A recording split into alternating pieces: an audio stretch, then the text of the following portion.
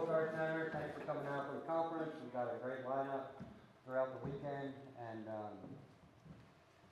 yeah, so we're going to start with Davy Arch, giving us a little bit of history of Cherokee craft. And this is Mike Hatch, who's organized this conference. He's our archivist, and he has a lot of knowledge of Appalachia and of other cultures. And I'm Janet Wiseman. I also work for the Guild. And I want to commend you for being out here today and your interest in culture and just critical thinking and sitting and listening. So Davy Arch is a person who's dedicated much of his life to the preservation and perpetuation, two big P words, of Cherokee culture. And he continues to do so. His mission is to get younger generations interested in their culture, making things, being proud of where they came from and their ancestors. And I find him to be very interesting and a great craftsperson. And anything else? Yeah, we've gotten to know each other a little bit with talking about setting up this conference. And we start by talking business, but always end up talking story. And he's great. This isn't his first rodeo, as you can tell. He's traveled the world giving presentations like this. And so please welcome Davy Arch.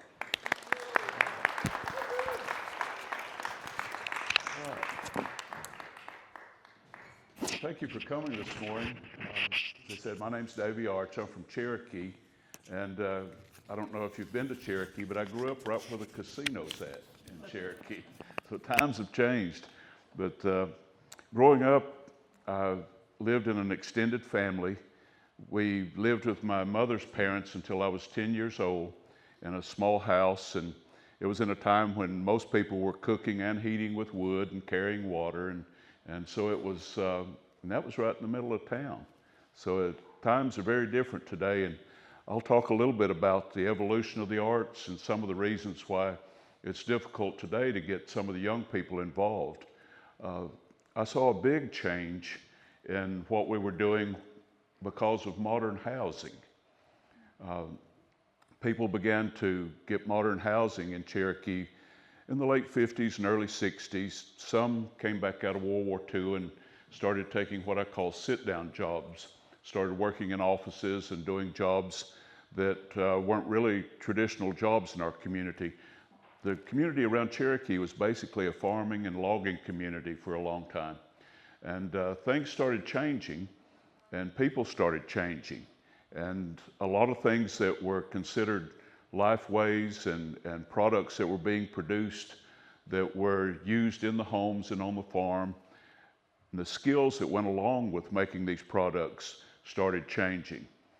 I saw a dramatic difference in the change during the mid-70s and early 80s. There was a new generation of young people that came along, technology was advancing, and it's kind of like when cell phones and computers started to become really popular. We've seen in the last generation a lot of young people who are depending more and more on technology, and they've gotten completely away from some of the old traditional lifeways and arts and crafts that we once used in everyday life. This is a collection of some of my collection. I've been collecting all my life, and some of these things I've made, and a lot of them were made by people that are gone today.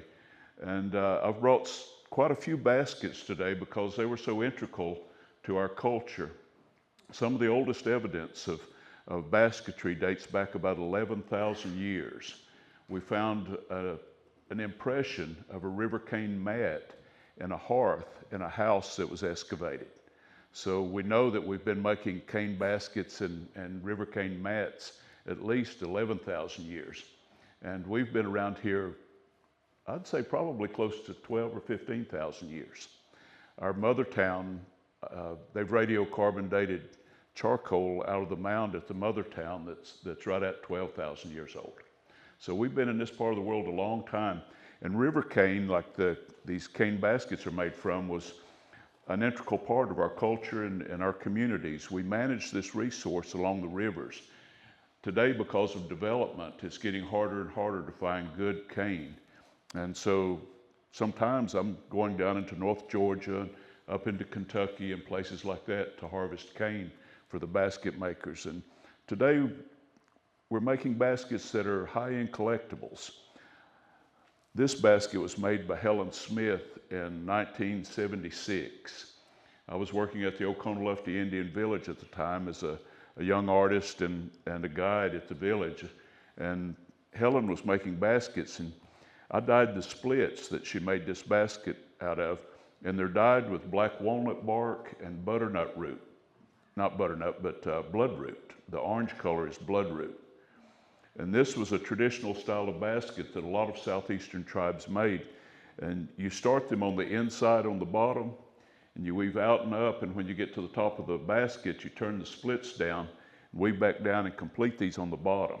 So it's a double layered basket. And about 20 years ago, we ran classes trying to get a lot of young people involved in making this style of basket. It was fading out, and only a handful of people were making them. These two that I have here were made by a lady named Rowena Bradley. And these are small baskets compared to some of the baskets she made. She made big storage baskets, and that's what we used them for in the past. They were utilitarian baskets, and a lot of them would have lids on them so that they could store food goods and grain and different things like that in these baskets. And they last right on and on. This basket's over 100 years old. And a lot of the old baskets, the corners get worn off of them. But this was a basket that was used on a farm, and I collected it. And you can see the wear on the handle. The handle was made really stout, and the patterns in the baskets had names and meanings that related directly to the culture in a lot of ways. And over the years, these names and the meanings have changed. And the style of basket hasn't changed much, but the size of the baskets have changed a lot. I've got a collection of miniatures here in the front. And after the Great Smoky Mountains National Park came into existence, we started seeing a huge influx of tourists coming through Cherokee. They wanted small objects that they could take back home with them and sit on the shelf and remind them of their visit to Cherokee. And so a lot of artists started making products pretty much for the tourist industry. It was interesting to see how some of these products that they made for the tourist industry helped save the tradition and the culture. Pottery is a good example of that. Traditionally, we used pit-fired clay pots to cook in and to store goods in. And they were large pots the size of this basket a lot of times that would hold a one-pot meal. And as the tourists started coming in, the pottery got smaller and more ornate, and it was a way of keeping the tradition alive, but the art form changed. So I've seen just in my lifetime, I've seen an evolution in the arts directed more toward the resale market than to the utilitarian market. I still make things that are used in the kitchens and homes of my family. And when I was growing up, I didn't have a whole lot of money. So at Christmas especially, I would make Christmas presents for my aunts and uncles and my parents and grandparents. Some of the spoons that I've brought with me today are spoons that I've made, except for this one. That spoon's older than I am. And my grandmother used that spoon in her kitchen when I was growing up. She made jams and jelly with it. She stirred beans with it. This was kind of her go-to spoon. And one of my uncles made this spoon for her out of black walnut. The two larger spoons that I have here, and this small spoon is made out of black walnut. I put a fish on the handle of this spoon.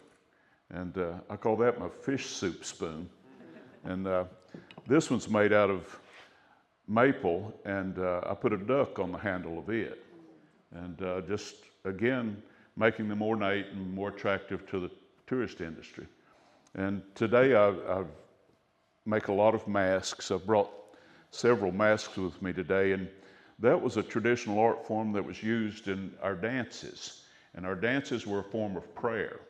So when we were on the dance ground, it was like sacred ground. It's kind of like going to church.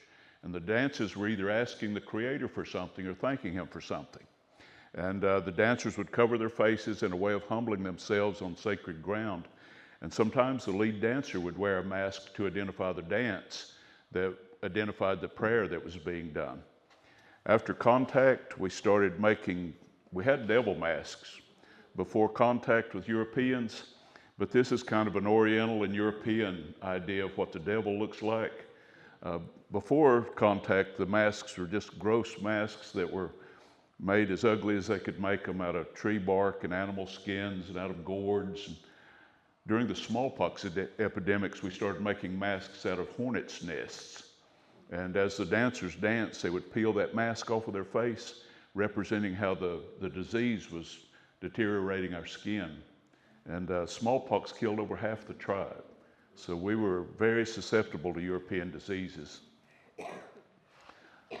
I've started carving masks to represent stories. This one's about a story of a giant hawk, and it's got a snake eating a young hawk on top of the mask. It's made out of buckeye. That's what I use most of the time. The devil mask's made out of red cedar with deer antlers on it. But the story about this is about a giant hawk that was large enough to catch our children. And we were afraid to attack it. They were afraid that we couldn't kill it and it would retaliate. But a man believed that if he could get into the cave where the hawk lived, he could get the advantage over the hawk. So he made a rope and let himself down the cliff to where the hawk lived. And when he got in the cave, he found 2 young hawks. And before they got big enough to catch our children, he decided to kill them and pushed them out of the cave down into the Pigeon River. The cave's located right on the Tennessee-North Carolina line as you go down Interstate 40. And so the 2 big water snakes saw the young birds in the river and swam over and caught the young birds and began to eat them. So that's what's going on top of that mask. That gives you an idea of how the tradition has changed. Traditionally, I wouldn't have carved a mask like that for our ceremonies. This is strictly a storytime mask, and I've taken it on myself as an artist to start carving masks to represent the different stories that have been age-old in our traditions.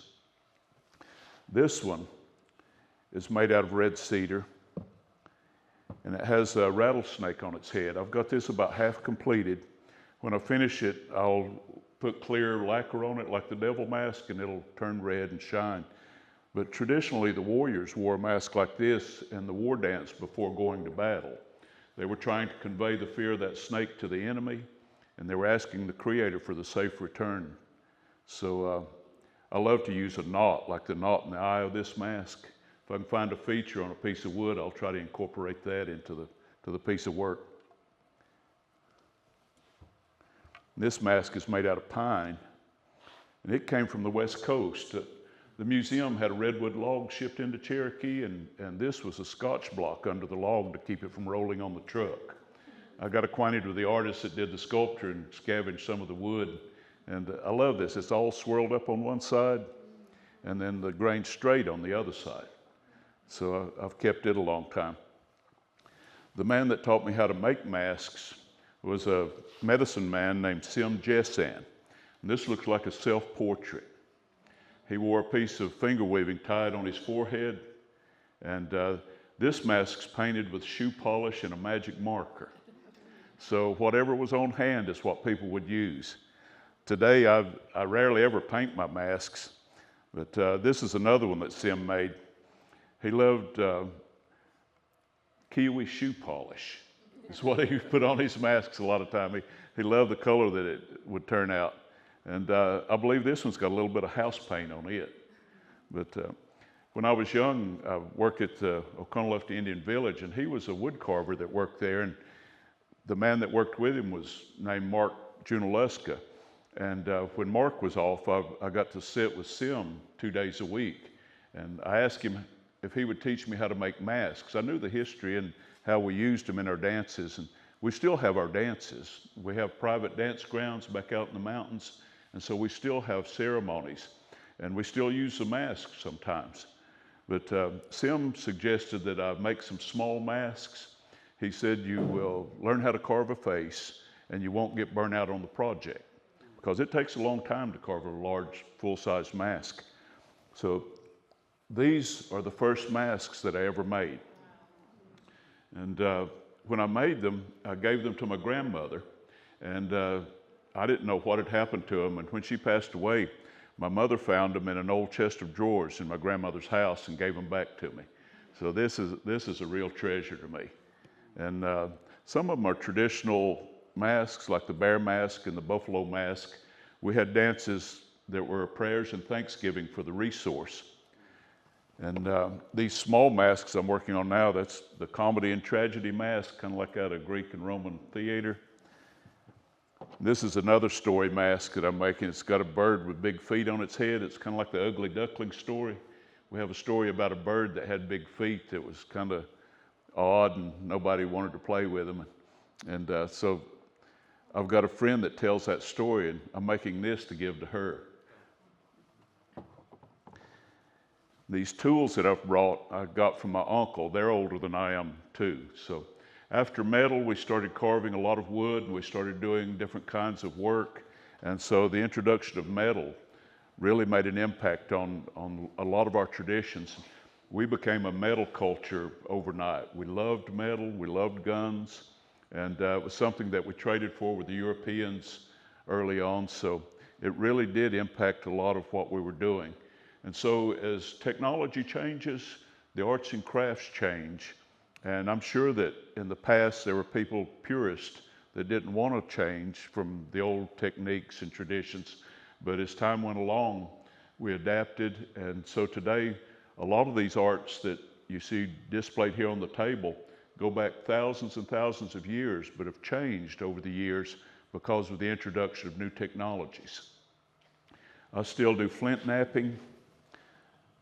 Today I make plaques and sell these to the tourist market and give them for presents. And I don't have a date on this, but I made these probably in the mid-70s. And when I was very young, I learned to make arrowheads out of broken bottles and glass. A lot of tribes out west use obsidian, and it's become really popular with modern flint knappers these days. And my son made these.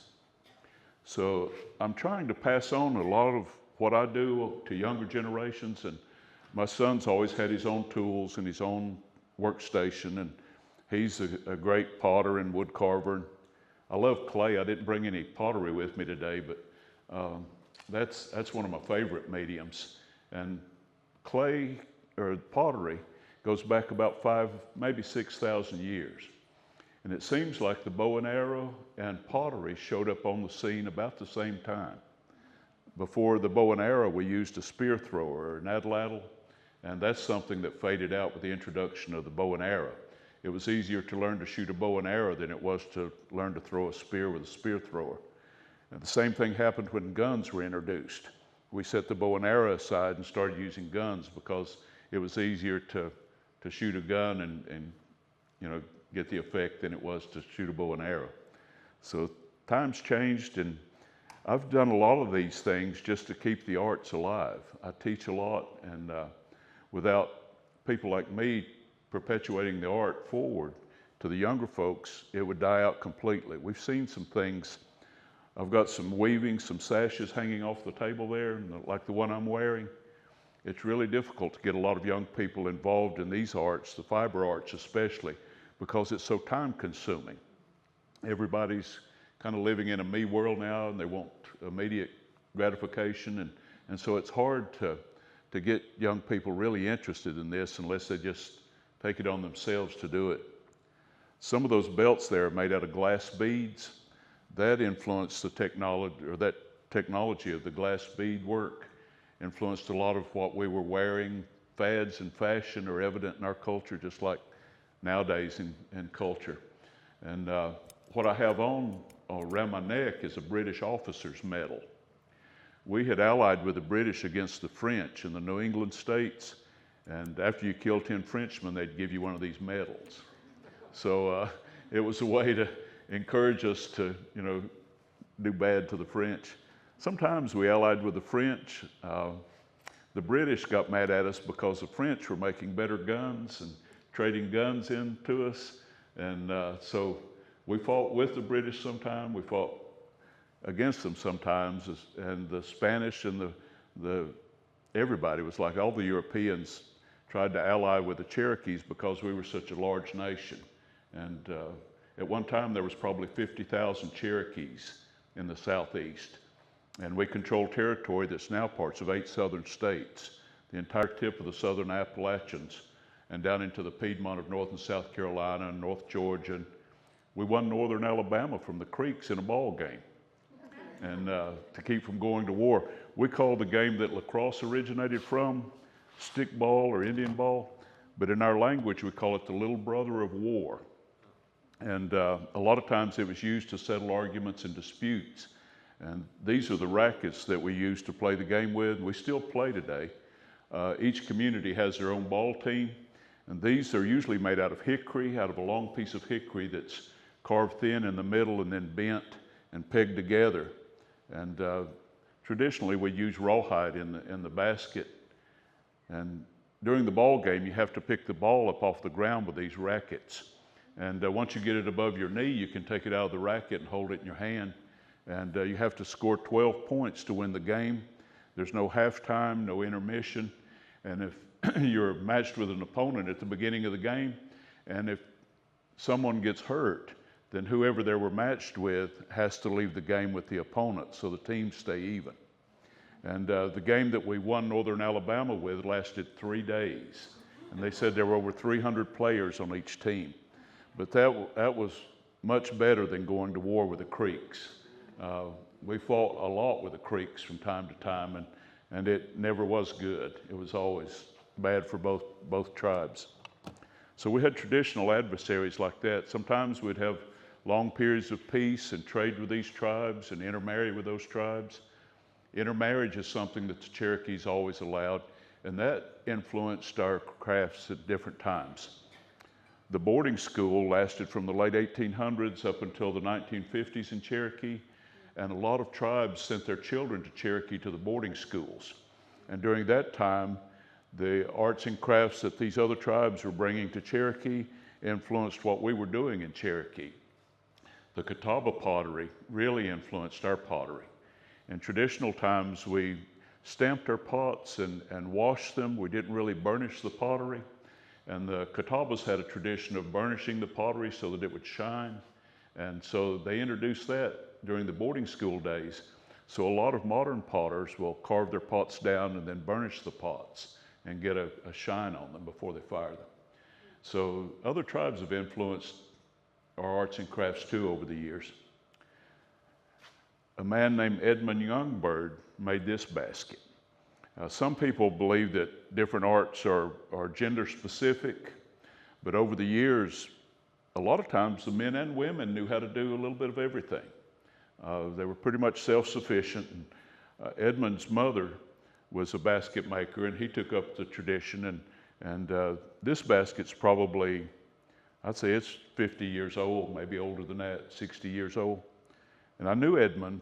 He was an older man when I was growing up, and I was around him quite a bit. He lived next door to the community center, and I was always around the community center, you know, at the meetings.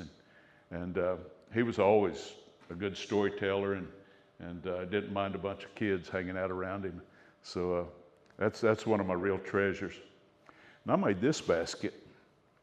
It's made out of white oak, and I made it really stout because I keep my carving knives in it. And I make baskets, but not very often. That's a lot of hard work. I'd much rather sit and carve than to make baskets. And my carvings have changed over the years. I had an uncle that was a wood carver, and he had a bandsaw and carving wood, and he finished with clear lacquer most of the time. He was a member of the guild here. His name was Boyce Allison.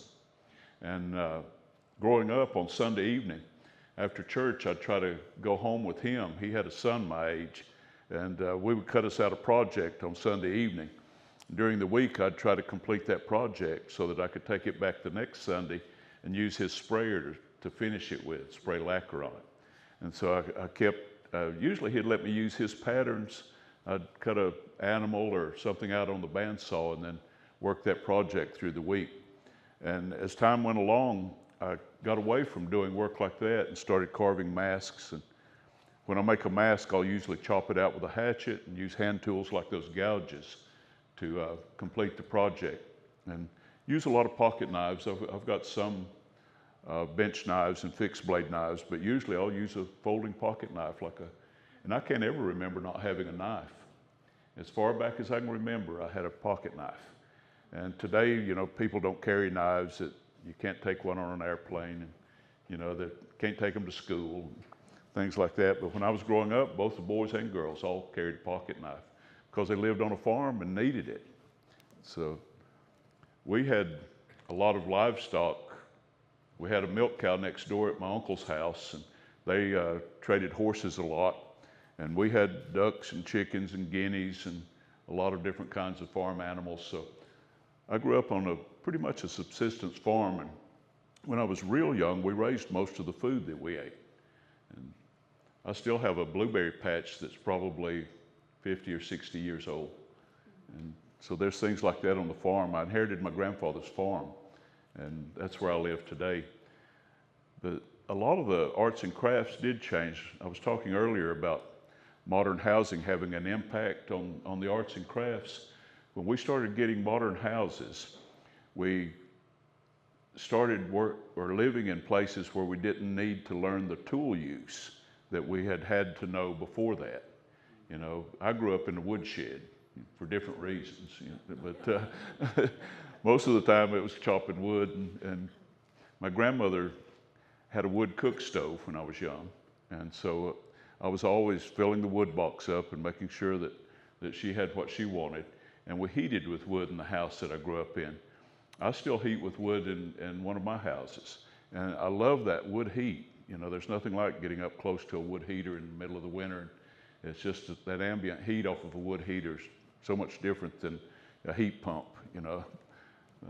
My son lives in a house with a heat pump, and it always seems cold in there to me in the wintertime.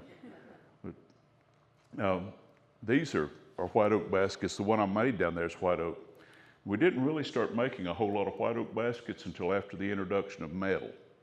And then this type of basket was introduced by the people that lived here in the southern Appalachians. I call them rib baskets. And this was a tradition probably brought over from Europe. And I've seen different styles in different communities. And a lot of times you can recognize the artist by the colors that they use in the baskets and by the style that they made them in. And again, I've got a display. They went from this size that was being used to, you know, pick beans and carry potatoes in, to this style that was used for a handbag, and then miniatures like these that were made basically for the collector market. So in the last 100 years, things have changed quite a bit. I recently discovered this book. It's by Doris Ullman, and it talks about the craft revival from the late 1800s up until the 1930s. And this is great. She was a photographer and went around and photographed a lot of people. There's a picture of a Cherokee in here making pottery. And they don't know whether she was living in Cherokee or in Bryson City, a little town right next to Cherokee. There's no name or really a date on that picture, but I love this kind of book. The people that write these books and make this informational available to the public are my heroes. You know, without people taking an interest and doing projects like this information would fade and be gone. And we can use this as a cross-reference to what's happening today. This is another one of my favorite books. It was written by Rodney Leftwich. Rodney Leftwich, the potter, is a member of the guild here and was elected to the board the last meeting, but he keeps this book in print. His father wrote it, came to Cherokee, and took pictures of a lot of people and investigated the arts and crafts and how they were changing, and this is kind of a go-to book. I recently bought a new copy because I'm always giving this book away to people that are interested. I bet I've given 50 copies of this book away in the last, 40 years. But I love it.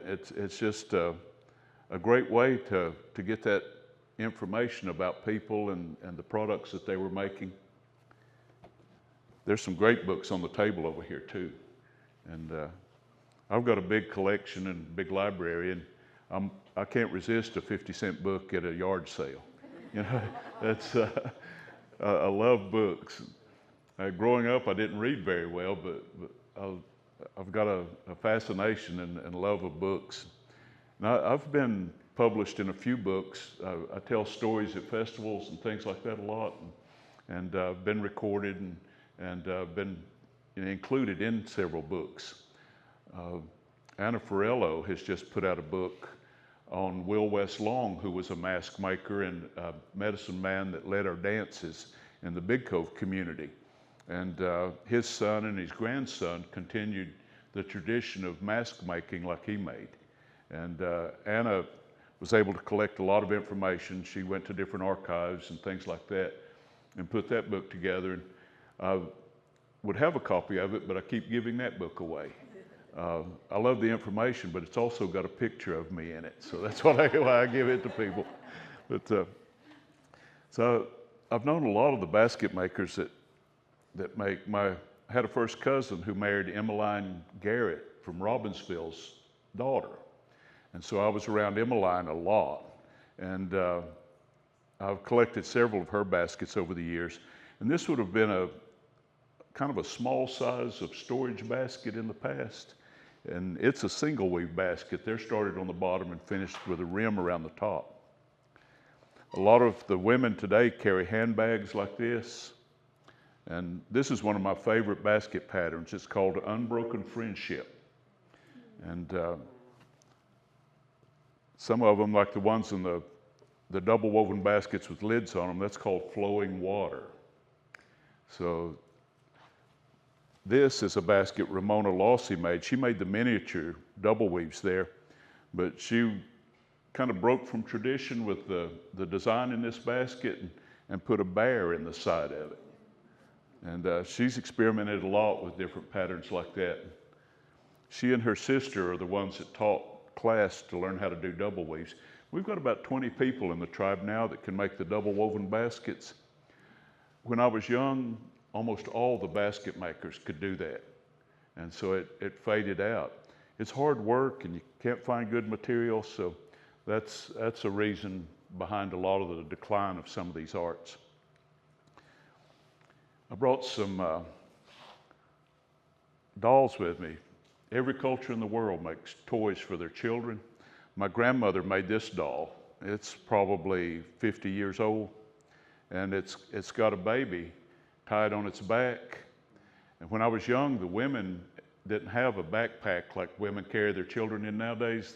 They would take a sheet, just a bed sheet, and they had a way of tying that child into that sheet. And it always crossed on the front like this doll has. And I've seen women with a child tied on the front and the back. And the Maya women still do it to this day.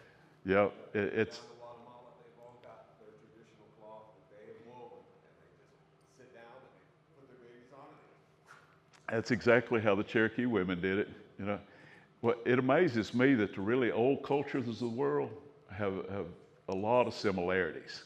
You know, and through trial and error, they figured out what worked the best, I guess. We have a gentleman here visiting from New Zealand, and not long ago, a group from New Zealand came to Cherokee and did some traditional tattooing.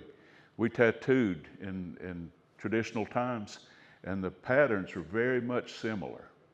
And so traditions worldwide are very similar in a lot of the really old cultures. I've got a couple little black dolls here. I love these. We represented all nationalities in a lot of our artwork in the past. And today there's in Cherokee, because of the tourist industry, most of the doll makers only make Cherokee dolls. My grandmother and my mom used to like to make Raggedy Ann and Raggedy Ann dolls that look like Cherokee children. My grandmother told me a story once. She said when her children were young, she didn't have a whole lot of money, and she usually made their Christmas presents for them. And she and a neighbor had made some dolls that they were going to give to their children for Christmas presents. And she said one day that she and Jane had gone to town. You had to walk back then. They lived 7 miles out of town, so it took a couple hours to town and then a couple hours to walk back. And she said that while they were gone, the children had found the dolls that they had made for their Christmas presents. They had hid them in the attic, and they found them, and had taken charcoal and made little black dolls out of the dolls that they'd made. So she said she went ahead and let them keep the dolls. You know, it was way before Christmas, but and I brought this just for contrast. You know, my daughter-in-law loves Hello Kitty, and so she had bought this. And today, most people will go to the store and buy what they want, and it's commercially produced. The dough bowl here is a good example of how some of the art's faded through the years. With the introduction of Tupperware and Pyrex cookware and mixing bowls and things like that, people got away from using the old dough boards and things like this to use in the kitchen. I've got this one about half completed. It's made out of a piece of buckeye. I usually use poplar or buckeye or some softwood when I'm making a bowl like that. But I know people that still use them. You know, they're a great thing. We had what I call a Hoosier cabinet when I was growing up. And I made this big spoon right here for my mother to use in the cornmeal bin. She kept the flour in the top of the Hoosier cabinet where there was a sifter. And she would sift out whatever amount of flour she wanted from the top bin, but there was a chamber in the bottom of the cabinet that had a metal lining where she kept her cornmeal. And she would usually use a cup or something like that to dip the cornmeal out when she's going to make cornbread. And I made this big enough to where she could use it as a scoop. And I put a violin scroll on the back of it, which is totally non-traditional. And we didn't have violins in traditional times. We did have quite a few different instruments made out of different things. I was thinking I'd brought a rattle. Right here it is. This is a rattle made out of a gourd, and they were used mostly in ceremony. You didn't see many musical instruments used for recreation or entertainment. They were usually associated with ceremonies. We had several kinds of drums. We had a water drum that you could add water to or take water out of and tune the drum to coincide with the dance songs. And each dance has its own music and its own choreography. And so this is something that a lot of young people aren't aware of unless they talk to somebody like me, or the dances are coming back, and we do dances for demonstration a lot, what I call the social dances. And I brought this as an example of one of the social dances.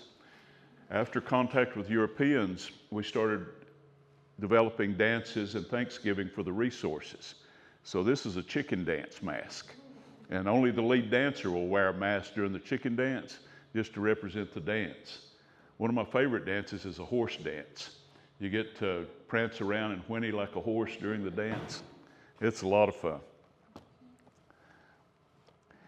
I've kept this little mask I made this probably in the late 70s, and it's made out of American chestnut.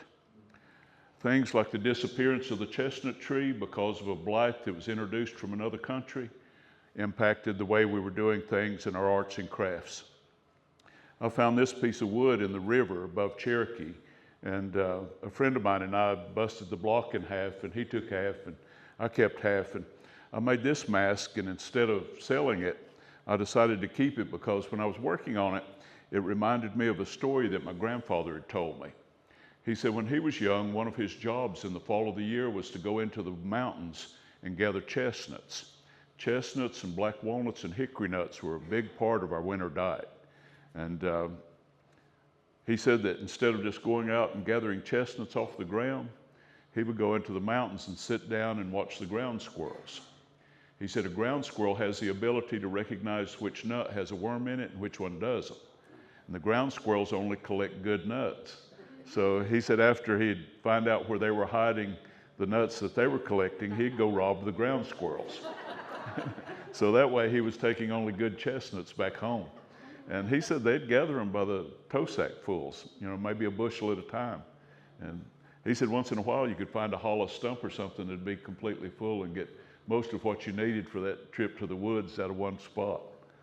But I love that little mask. It almost looks like somebody I should know. But, and I've got a couple other pieces made out of chestnut here. These are some little plaques, wall plaques that I made for my grandmother for Christmas in 1981. And they're made out of American chestnut. Today, most people call it wormy chestnut because it's got wormholes in it. After the black killed the trees off, they became infested with little beetles, and they leave a black hole in the wood. And most Cherokees are very superstitious about owls. They're a night creature, and when I was growing up, there was a lot of talk about the bad doctors being able to shapeshift into creatures of the night and come and spy on people and do bad medicine. Medicine's kind of a generic term in our culture. There's good and bad medicine. We have herb medicine and supernatural medicine, and so it's basically a generic term for a lot of different things. But my grandmother dearly loved owls. We had screech owls and hoot owls and barn owls and a lot of different kinds of owls around the farm where I was growing up. But I have seen her go out on the porch. Once there was a screech owl close to the house and just making a terrible racket and distraction. And my grandmother walked out on the porch and took a pair of scissors and snapped those scissors twice and said in Cherokee, "I'll cut your throat." And the owl flew away. Now, whether it was a shapeshifter that had shifted into an owl and was come to spy on us or not, that's what she was thinking. And I saw her do the same thing one time with a big hoot owl.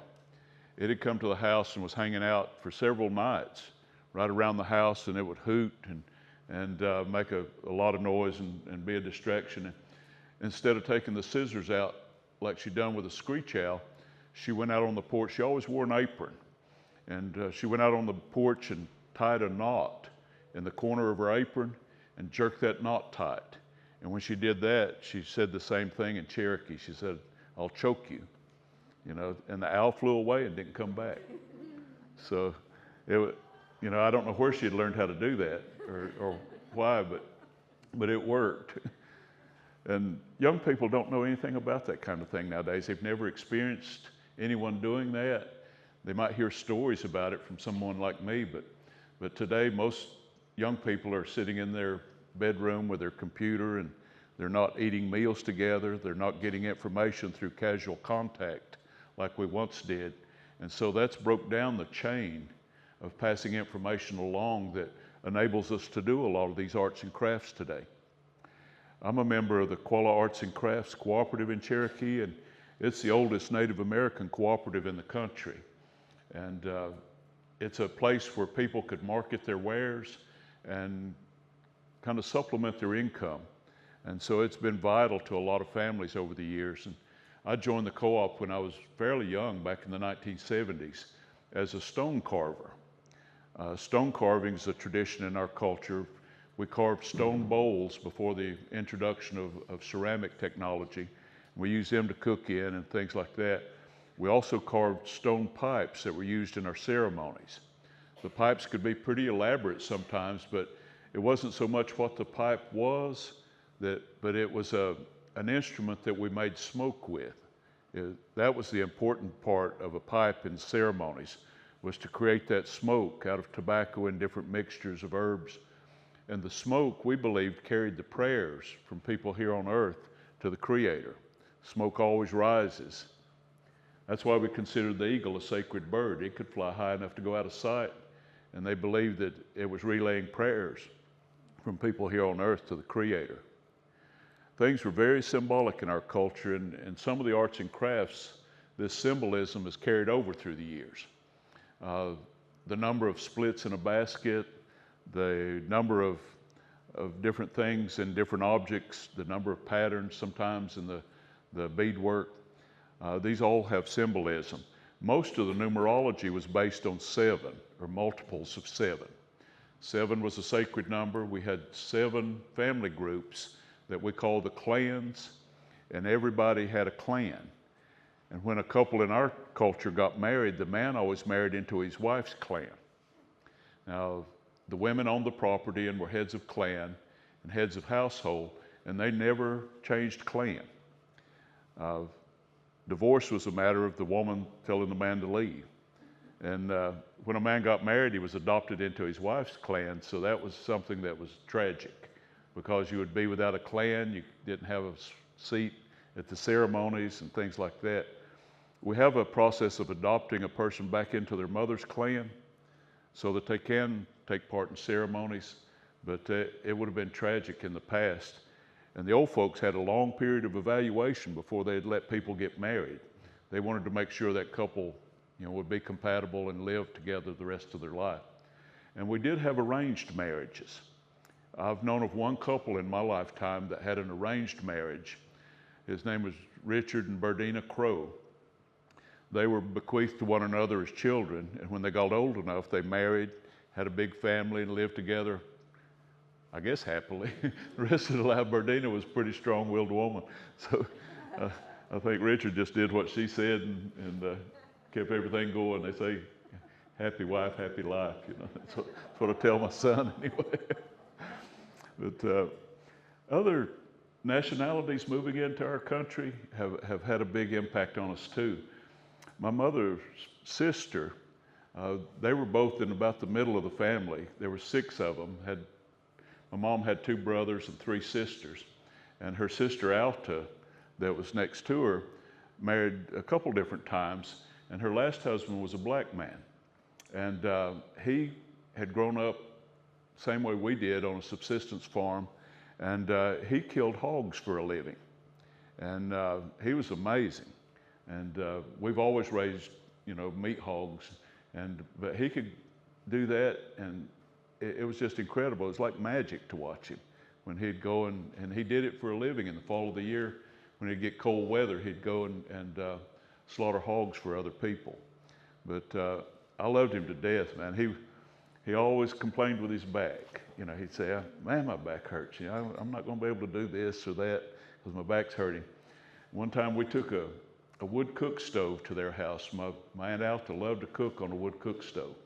And my Uncle Jim, when we got there, he said, just come on in. Said, Alta's got supper ready.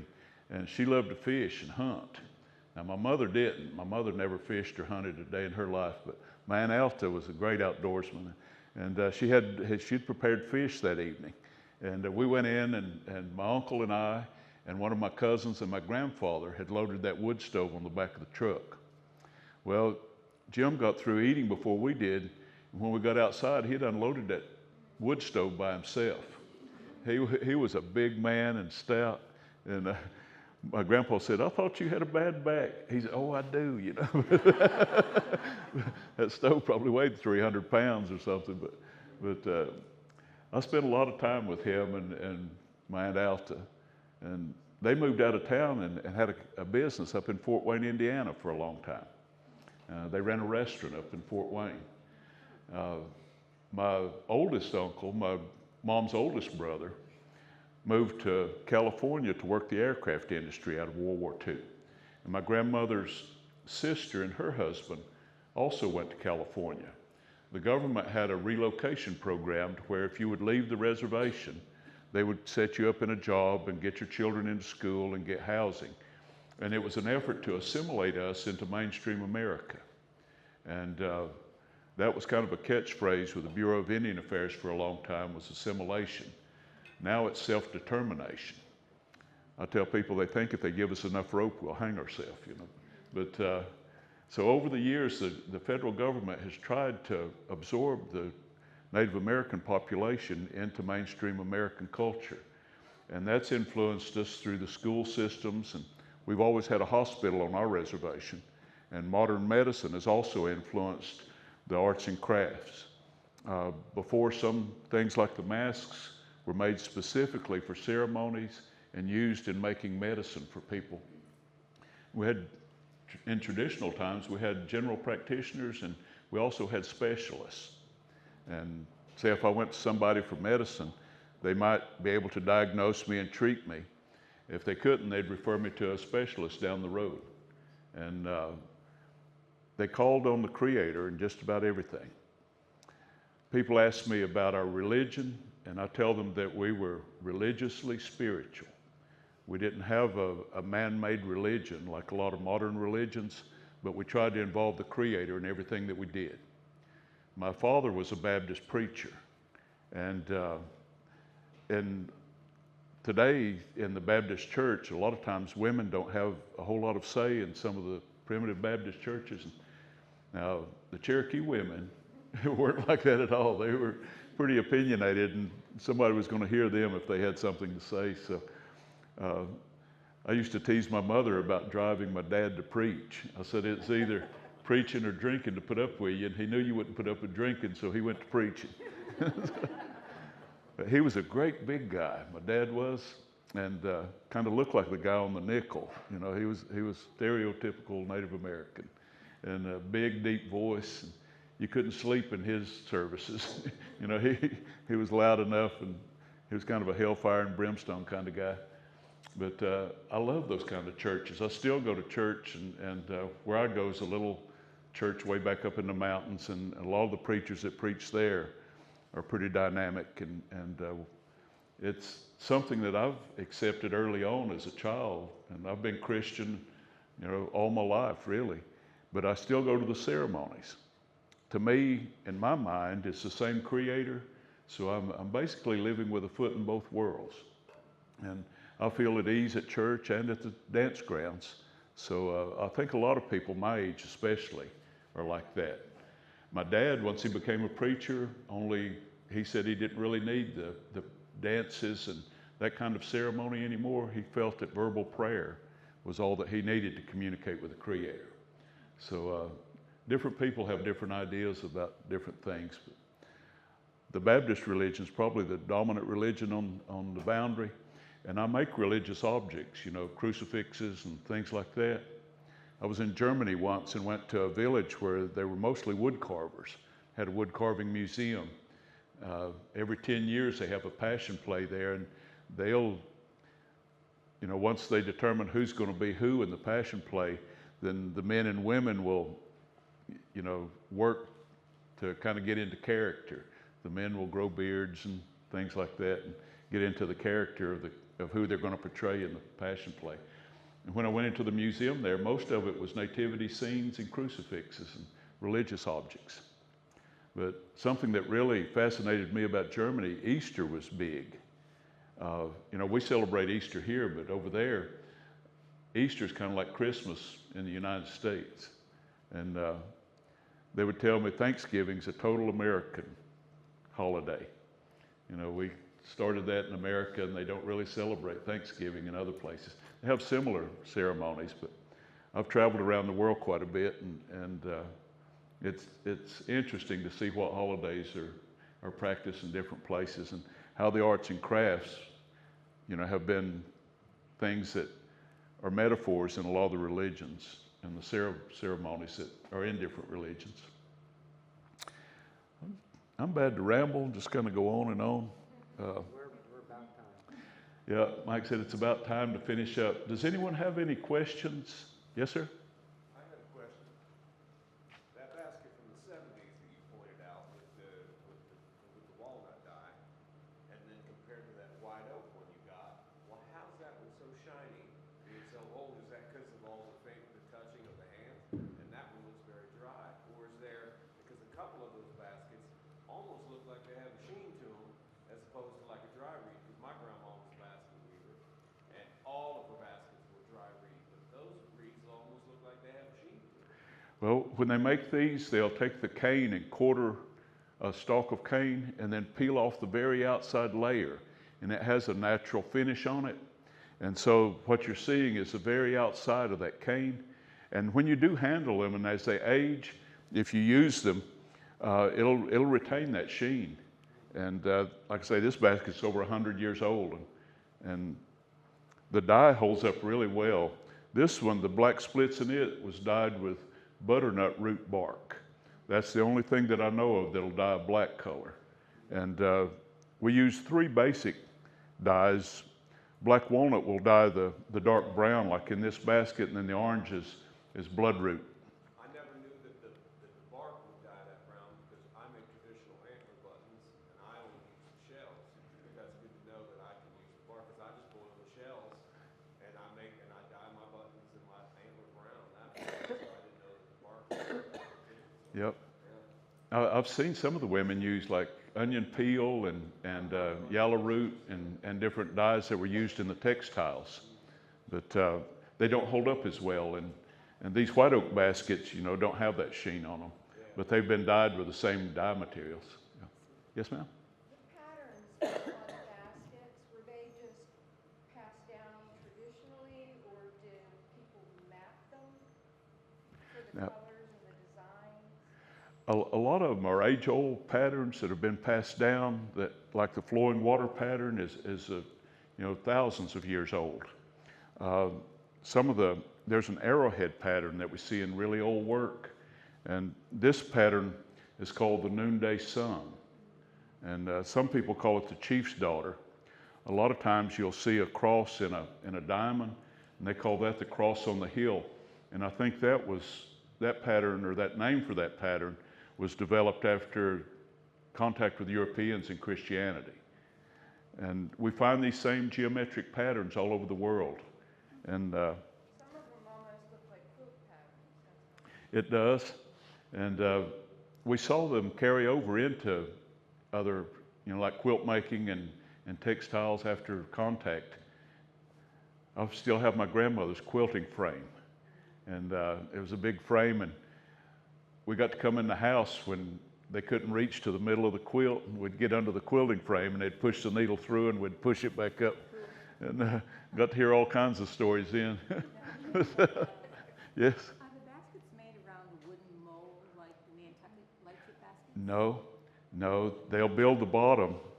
Well, like if I were going to make this basket, I'll lay the bottom out, usually in a 2/2 or 3/3. And then at the corners, when I turn the basket up, the hardest part about it is turning the corners up. So you'll notice there's about 3 or 4 splits of the same color, just neutral color, around the bottom of that basket. They'll lay all those in at the same time. So when you get to the corner, those splits will support one another and hold the corner in place. And today I've seen some of the women use a string and tie around the top of the basket to hold the splits together. And I'll use clothespins to hold them together. And around the top of this basket, I have 3 rim splits. I've got the 2 outer ones, and then I've carved a round one and put in the middle of those to cover the top of those. It makes a really stout rim. And that's when they were using them in traditional times for work baskets. They'd build a rim like that into it. And the top of the cane baskets have a wooden split that's been lashed in with hickory bark. And we made bark baskets. We made hickory bark baskets and poplar bark baskets, like the berry baskets that you'll see made nowadays. But these are just some of my favorites that I brought today. And I wanted to bring the miniatures just to show the example of how the arts have changed and have progressed into forms that are sold on the, you know, tourist market. Yes? You said earlier that you teach the crafts that you know here. Where do you teach? What's that now? You said earlier that you teach the crafts that you do here. Where do you teach? Sometimes I'll teach at Qual Arts and Crafts, and I've taught at a lot of the community colleges around Western North Carolina. And back in the late 80s, I worked as a visiting artist for the North Carolina Arts Council. And for 2 years, I worked as a visiting artist at Carteret Community College in Morehead City. And I would teach classes there. Yes? 2 questions. If you don't have river cane, can you use like grasses, like tall grasses like the cattails? And then the second question is, do you use a lacquer or a wax or oil to finish the baskets and preserve them longer? No, there's no finish put on the baskets. And we did make grass baskets and bark baskets and baskets from other material. And recently I've seen people using commercial material and doing the same kind of weave, the double weaves and the single weave baskets, and using the plant dyes to dye that commercial material with. But I can tell a commercial basket, you know, or the materials as far as I can see it. You know, there's just a difference in the look. But it makes a good basket. Was there another question? Yeah? The dyes that you use, the black walnut and whatnot, it looks very uniform. I'm just wondering if the sunlight, if they were put in the sun, will that fade the dyes? It will. Okay, so these have been kept away from windows in general. Yeah, I have a couple baskets at home that are lighter colored on one side where they were, and I'll buy baskets out of collections, and I've got a cousin that's been buying baskets on eBay lately. And some of those baskets in old collections that were used as a planter or something like that will have a faded side. So over the years they do fade, but if you keep them out of the light, like this one, looks like it was made recently, but it's like say 100 years old. The handle, you can see a lot of wear on the handle of that basket. And it's amazing that something will last that long. So they're really durable. We used cane for everything, made our houses out of it, ate the sprouts. You know, it was all-purpose kind of material. Yes? When are you teaching next? Well, When's the next time you're teaching? Are you still teaching? Well, I haven't arranged any classes for the near future, but we're working there in Cherokee. There's an organization called the Preservation Foundation, and a lot of times they will fund a class so that we can buy materials and support different artists in their time contributed. So they're working on a plan to arrange some more classes. For a few years back around 2000 and 2002, I worked as the education director at Quella Arts and Crafts and helped organize classes. And I would go out into the community and get artists to come in and teach those kind of classes. So I'm anxious to get that kind of thing going again.